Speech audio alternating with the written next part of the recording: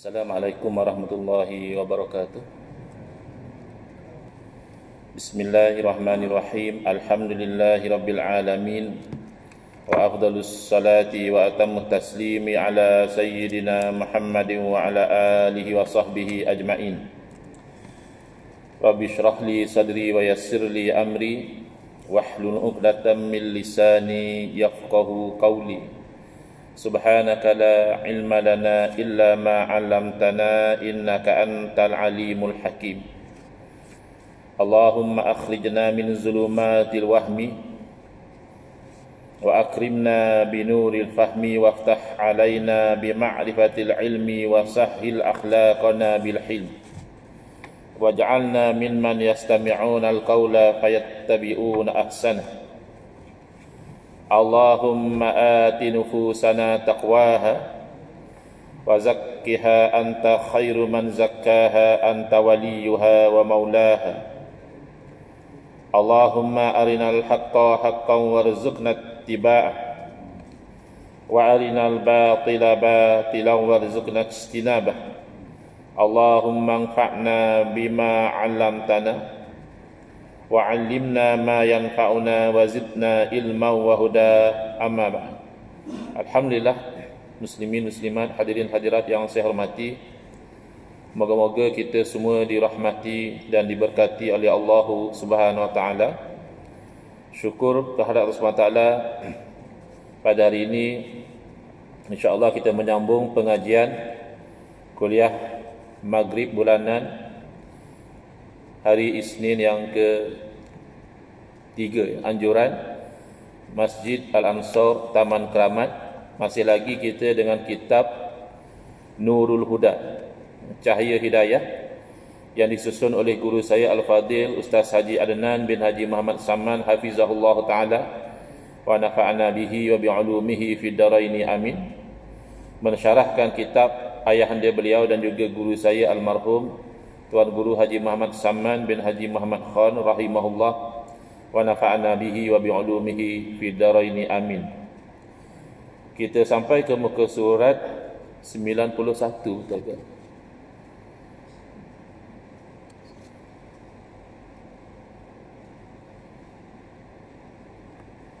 Betul. 91. Iaitu masih dalam Mabahasun Nubuwat, tempat membahaskan berkenaan dengan Nabi-Nabi. Muka surat 91, mungkin kita ambil daripada paragraf yang ketiga. Faslun. Faslun ni asalnya perceraian, makna nak masuk kepada perbincangan isu baru. Jadi bercerai daripada isu yang sebelumnya.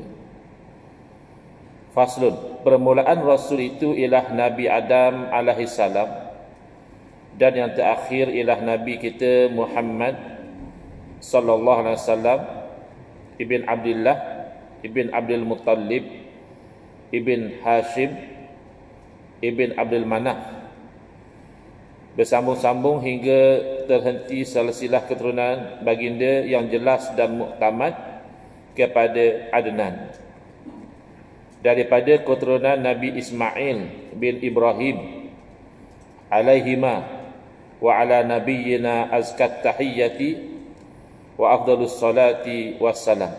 Maknanya keturunan Nabi kita Nabi Muhammad sallallahu alaihi wasallam adalah kepada Nabiullah Ibrahim alaihissalam melalui jalur anak kandung baginda iaitu Nabi Ismail alaihissalam. Kepada beliau sallallahu alaihi wasallam dikurniakan mukjizat yang paling agung. Mukjizat nanti katakan lihat ada keterangan pembahagian perkara-perkara yang khawariq lil adah. Perkara-perkara yang mencarikan adat, yang luar dari kebiasaan, iaitu salah satunya adalah mukjizat ataupun mukjizat.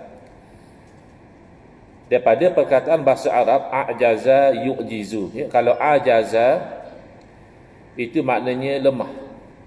Sebab itu kalau orang yang terlampau berusia sehingga dia menjadi lemah, dipanggil dia ajuz. Ajuz, rajulun ajuz, orang yang sangat lanjut usia sampai dia lemah. Sementara a'jaza ini atas wazan af'ala, dia fi'il muta'addi. Kalau ajaza, orang itu lemah. A'jaza yang melemahkan. Jadi mu'jiz isim fa'il, sesuatu yang melemahkan. Jadi mukjizat ini maknanya kedatangan mukjizat ini melemahkan kepada yang lain daripada Rasul itu untuk mendatangkan seumpamanya. Dia tak mampu. Misalnya di zaman Nabi Musa alaihissalam, salah satu mukjizat yang diberikan kepada Nabi Musa alaihissalam adalah tongkat Nabi Musa itu boleh bertukar menjadi ular. Itu mukjizat. Padahal pada zaman itu ilmu dan juga praktik sihir itu sangat hebat, sehingga ahli-ahli sihir juga mereka dapat menggunakan tongkat dan tali-tali mereka itu dengan ilmu sihir, dilihat oleh orang ramai sepertinya menjadi ular juga, tetapi sepertinya bukan betul-betul menjadi ular. Sebab itu apabila mereka melihat tongkat Nabi Musa AS memang benar-benar bertukar menjadi ular, mereka langsung beriman kepada Nabi Musa AS ke tahap walaupun diugut bunuh oleh Fir'aun, mereka tidak meninggalkan keimanan. Sebab mereka tahu, mereka pakar sihir. Bukanlah macam ini bukan sihir. Ini melemahkan ahli sihir daripada membuat sesuatu yang sama seperti yang berlaku kepada Nabi Musa AS, menjadi sebab mereka yakin bahawa yang Nabi Musa AS bawa itu memanglah kebenaran, lalu mereka beriman. Itu hikmah adanya mukjizat. Orang-orang yang mahu berfikir dengan rasional, mereka akan beriman. Yang dikurniakan kepada Nabi Muhammad SAW inilah mukjizat yang paling agung dan utama, iaitu Al-Quranul Karim. Ada lagi mukjizat-mukjizat lain, tetapi kita itu tidak berpeluang melihat dengan mata kepala kita mukjizat yang dikurniakan kepada Nabi Muhammad SAW. Tetapi mukjizat Al-Quran ini, sampai sekarang orang yang melihat dan mengambil pengajaran daripada Al-Quran, dia dapat melihat mukjizat Al-Quran yang menjadi panduan untuk keselamatan manusia di dunia dan akhirat. Bukan saja nak selamat di dunia. Di dunia memang kita nak selamat juga, tapi selamat-selamat di dunia ini hanya menangguhkan kematian. Kan begitu. Kita yang belum mati kerana COVID-19 tu akan mati kerana sebab lain. Bahkan ada pula yang lepas ambil vaksin pula mati kerana vaksin kerana apa, Wallahu a'lam lah. Tapi bukan kerana COVID-19. Tetapi yang lebih utama adalah keselamatan di akhirat, kerana itu adalah berpanjangan. Tiada di dalam Al-Quran itu sebarang kebatilan atau perkara yang sia-sia. Ada makna tu. Sebab itu tafsir Al-Quran itu pelbagai. Ada ulama tafsir daripada sudut ini, ada ulama tafsir daripada sudut yang lain. Dan Allah menyuruh Rasul-Rasul menyeru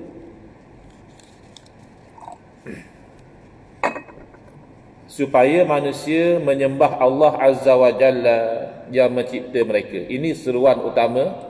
Semua para Rasul akan menyeru kepada yang ini, yang utama, iaitu kepada Tauhidullah. Mentauhidkan, mengesakan Allah Ta'ala, tidak menuhankan, tidak menyembah kepada selain daripada Allah. Semulia mana pun, hanya boleh dimuliakan, tak boleh disembah. Hatta misalnya kita kata makhluk Allah yang mulia, para malaikat yang tidak melakukan dosa, hanya taat dan ibadah kepada Allah pun hanya boleh dimuliakan, tidak boleh menyembah malaikat. Demikian para Rasul yang mulia juga hanya boleh dimuliakan, tidak boleh disembah atau dituhankan. Yang berlaku kepada orang Nasara, setelah mereka bagus menjadi orang-orang Muslim, mengikut kepada ajaran Nabi Isa AS, mereka lalu menuhankan Nabi Isa AS. Mungkin setengah orang berkata, orang Kristian bukan menjadikan Nabi Isa Tuhan. Mereka hanya mengatakan Nabi Isa AS itu anak Tuhan. Kan anak Tuhan, pastilah Tuhan. Itu kan simple logik saja. Kalau anak kucing, kucing. Anak lembu, anak Tuhan, maknanya Tuhan. Menuhankan selain daripada Allah. Sedangkan kita orang Islam tidak menafikan bahawa Nabi Isa AS itu mulia sebagaimana para Rasul yang lain. ada mukjizat, ada kelebihan. Bahkan kita menanti-nanti turunnya Nabi Isa AS di akhir zaman nanti. Tapi kalau sampai menuhankan, maka itu dilarang. Hanya menyembah Allah Azza wa Jalla yang mencipta mereka. Siapa yang menurut ajaran Rasul sallallahu alaihi wasallam, bahagialah kehidupan mereka di dunia dan akhirat. Kerana akhirat mendapat jannah yang kekal abadi. Sebaliknya, siapa yang ingkar kepada ajaran yang dibawa oleh para rasul, maka akan celakalah hidupnya. Hina di dunia, walaupun kaya, walaupun berpangkat, walaupun ada kuasa. Tapi di dunia sahaja sudah hina, dan neraka serta azab berpanjangan di akhirat, wal iyadu billah.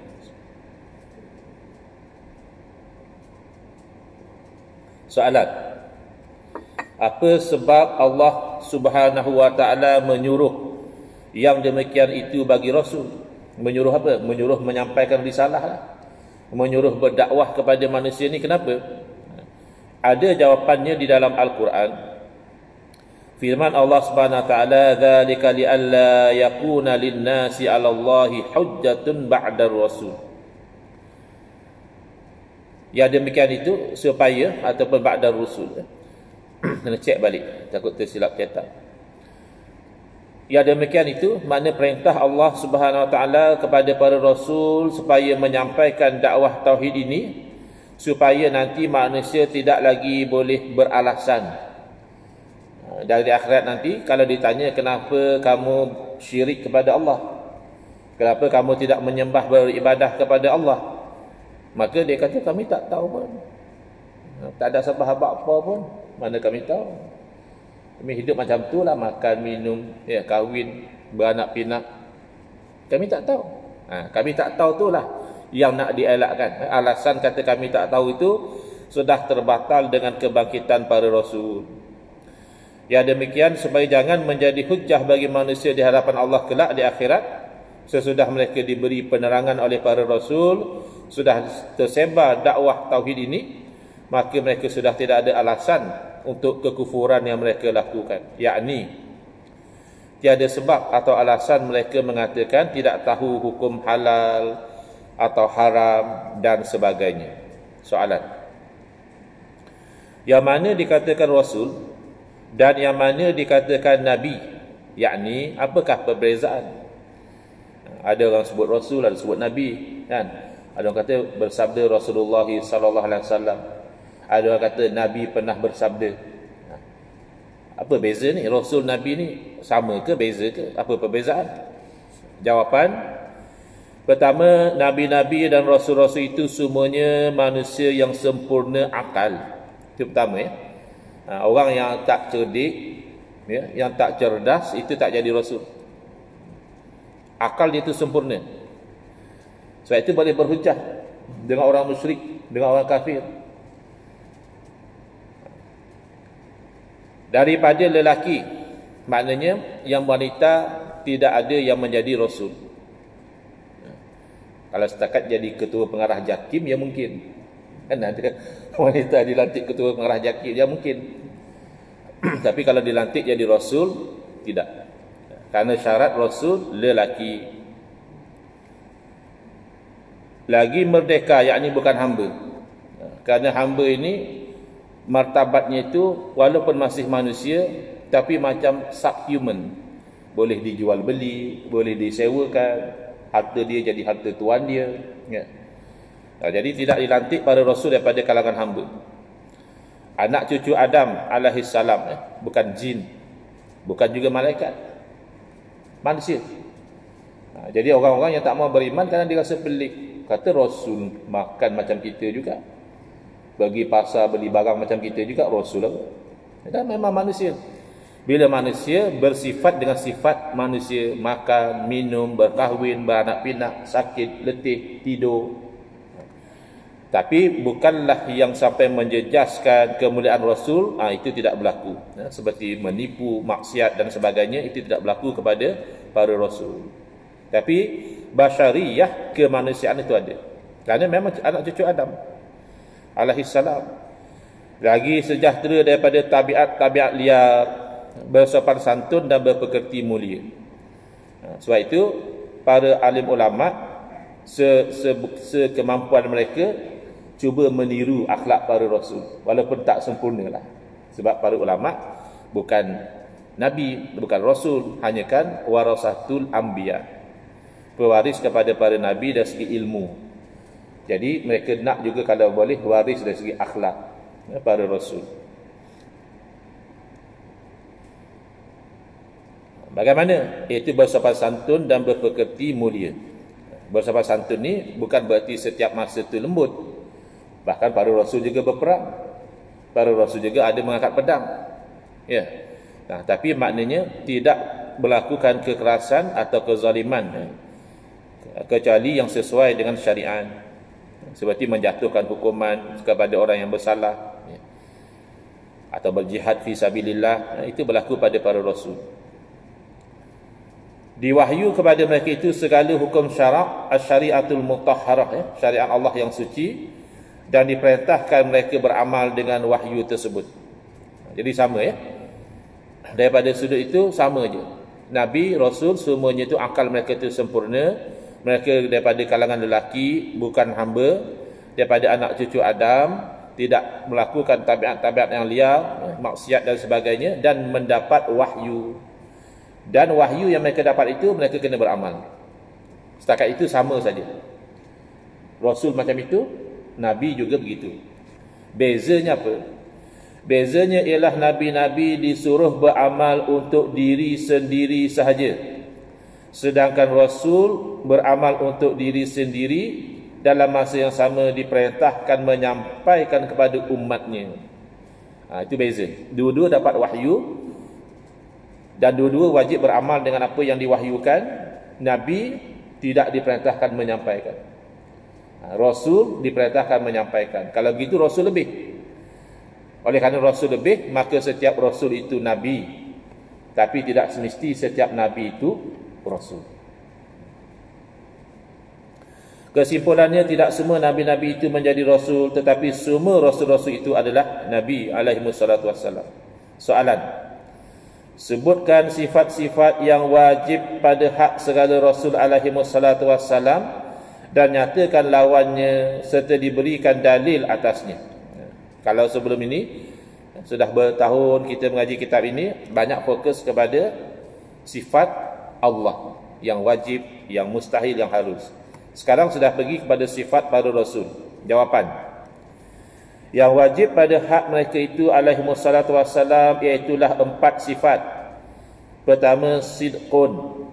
Kita sebut sidik. Sidik, ya. Sidqun. Yang kedua, amanatun. Kita sebut amanah. Sidik, amanah. Yang ketiga, tablighun. Kita sebut tabligh. Dan yang keempat, fatonatun. Fatonah. Sidik, amanah, tabligh, fatonah. Tinggal lagi yang keempat itu tidak ada bagi Nabi-Nabi. Kan kita dah sebut tadi, tak diperintahkan menyampaikan. Tabligh itu mana menyampaikan? Barangkali kerana itulah ada gerakan namanya tabligh.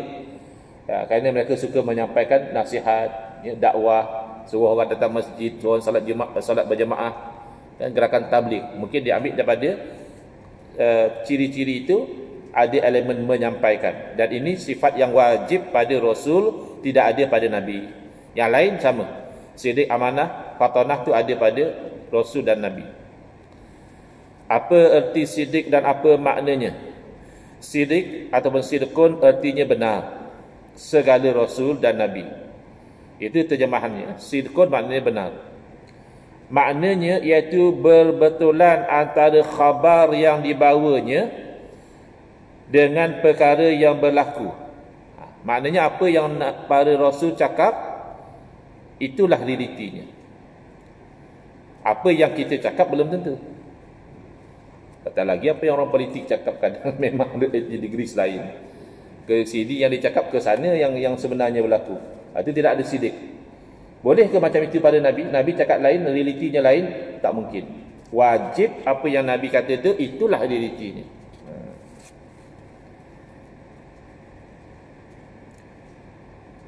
Yakni hukum yang diterangkan adalah sebagaimana yang dituntut dan diperintahkan oleh Allah Subhanahu wa taala.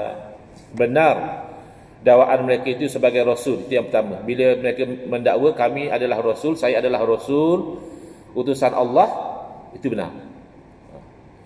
Yang ada sekarang ni yang palsu. Rasul Melayu lah, rasul wanita lah, macam-macam lah, itu yang palsu. Tapi rasul, bila dia mengatakan saya rasul, memang dia rasul. Benar dakwaan dia. Serta benar ajaran yang disampaikan kepada umat. Adapun lawan as-sidqu ialah al-kazib, iaitu dusta. Dusta tak mungkin. Kalau manusia lain mungkin berdusta. Hatta ustaz. Tak mustahil ada ustaz menipu. Ya. Katanya nak kutip derma untuk tujuan-tujuan ni, padahal pakai duit untuk sendiri. Misal kata ada. Tapi kalau rasul tak mungkin. Iaitu mustahil. Rasul-rasul itu dusta. Dalilnya nisbah akli. Kan dalil dalam akidah ni dua-dua. Dalil akal dan dalil naqal. Dalil yang ditetapkan oleh akal yang sihat dan dalil yang disebut dalam wahyu. Dalil akli adalah jikalau rasul itu berdusta, tidak benar, nescaya dustalah Allah Ta'ala. Kerana Allah yang utuskan mereka. Jadi seolahnya para rasul ini berdusta bagi pihak Allah. Kalau bagi pihak Allah yang berdusta, mustahil. Dan Allah yang telah menguatkan mereka itu dengan mukjizat, tiba-tiba dusta, tak mungkin. Yang mana ini menepati dalil firman Allah Ta'ala, sadaqa abdi fi kulli ma yuballighu anni. Benarlah hamba-Ku pada setiap apa yang disampaikan daripadaku. Faslun. Mukjizat itu ialah kejadian atau perkara yang luar biasa mencari adah yang dikurniakan Allah kepada rasul-rasulnya. Kenapa ada kat sini? Macam tak kena pula dengan tiba-tiba maksud mukjizat ya. Sekarang kita sedang cerita tentang rasul. Sifat wajib sidik tiba-tiba masuk mukjizat ya. Wallahu alam. Boleh jadilah silap susunan cetak dia, wallahu alam. Dalil nakli, sebab ni baru kena flow dia. Tadi dah selesai dalil akli. Kalaulah berdusta pada rasul, seolah-olahnya menisbahkan dusta itu pada Allah, dan Allah dusta itu mustahil. Dalil nakli as-sidqu ataupun as-sidqi bagi rasul daripada firman Allah Ta'ala, wa sadaqallahu wa rasuluhu wa ma zadahum illa imanan wa taslima. Suratul Ahzab ayat 22. Wa sadaqallah, dan telah benarlah Allah, wa rasuluh, dan demikianlah benar rasul. Itu dalil nakli. Maksudnya kalau orang tu kata Nabi berdusta, kafir dia. Kerana dia itu mendustakan Al-Quran. Quran kata rasul tu betul, dia kata rasul tu tipu. Wa ma zadahum illa imanan wa taslima. Jadi tidaklah bertambah kepada mereka itu selain bertambah beriman dan menyerah diri kepada Allah. Ini orang yang dapat hidayah. Orang yang tak dapat hidayah, dia lagi kufur, lagi didakwah, dia lagi melawan, dia lagi bermain-main, dia lagi perli. Tapi orang yang dapat hidayah, segala petunjuk yang dibawa oleh para rasul tu, ayat-ayat Quran dan hadis-hadisnya menambahkan mereka keimanan, dan mereka itu berserah kepada Allah Ta'ala, tawakal kepada Allah Ta'ala.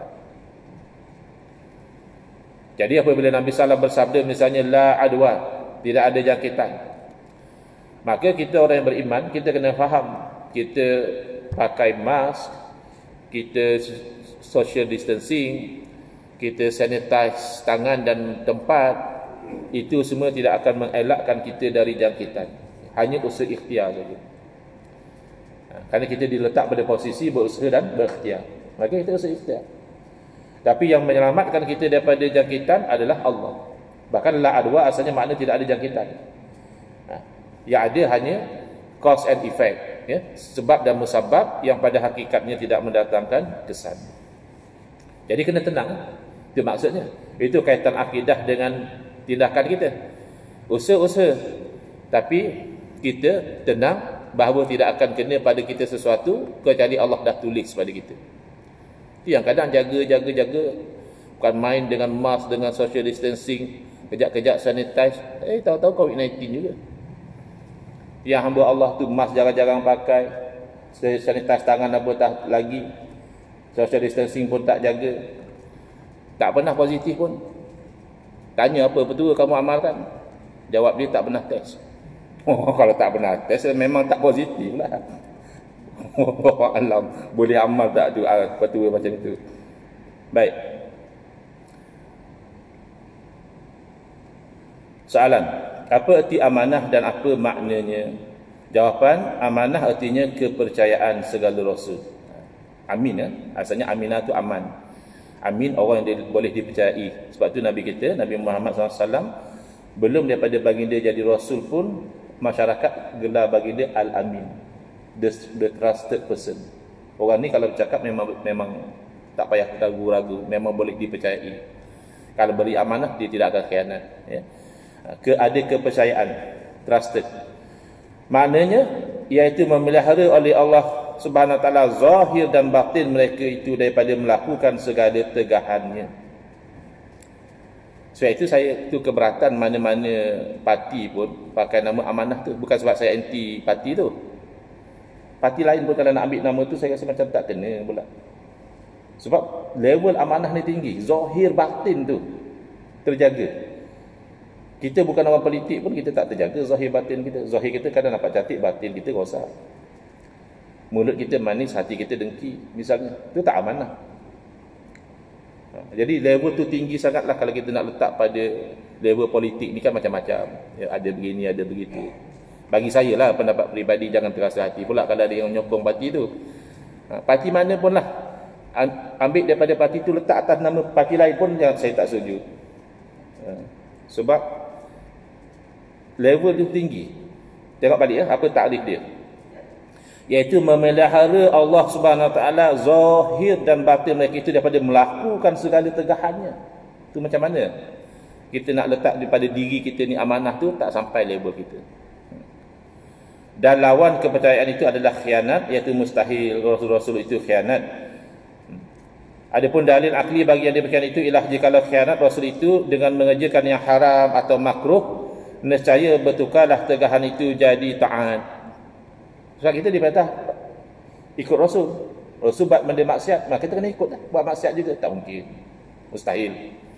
Habis benda makruh kata Nabi Rasul tak buat. Kenapa ada riwayat Nabi SAW pernah buang air kecil berdiri?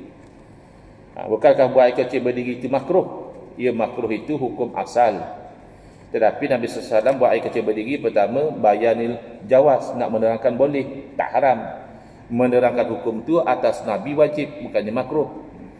Yang kedua, kata para ulama, ada sebab misalnya uzur, tak boleh nak duduk atau tempat tu kotor dan sebagainya. Jadi disebah pada Nabi ketika itu tidak makruh. Kena fahamlah kau orang tanya, kata Nabi tak buat benda makruh. Hadis sahih kata Nabi SAW buat air kecil berdiri. Ini keterangannya.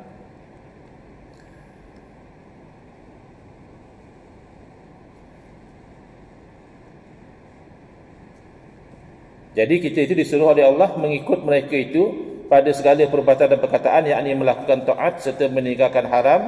Dalil nakli firman Allah Ta'ala, inni lakum rasulun amin, surah Ad-Dukhan ayat 18, yang bererti sesungguhnya aku buat kamu merupakan utusan yang beramanah. Apa arti tabligh? InsyaAllah kita akan sambung pada kuliah yang akan datang di muka surat 96. Hadza billahi taufiq wal hidayah. Wassalamualaikum warahmatullahi wabarakatuh. Bismillahirrahmanirrahim. Alhamdulillahirabbil alamin, wassalatu wassalamu ala asyrafil anbiya'i wal mursalin wa ala alihi wa sahbihi ajma'in. Allahumma shrah sudurana wa ahsin akhlaqana wa azim ujurana wa nawwir qulubana bi nuri hidayatika kama nata'ata bi nuri syamsika abadan abada bi rahmatika ya arhamar rahimin. Walhamdulillahirabbil alamin. Amin ya rabbal alamin. Wal afwu minkum.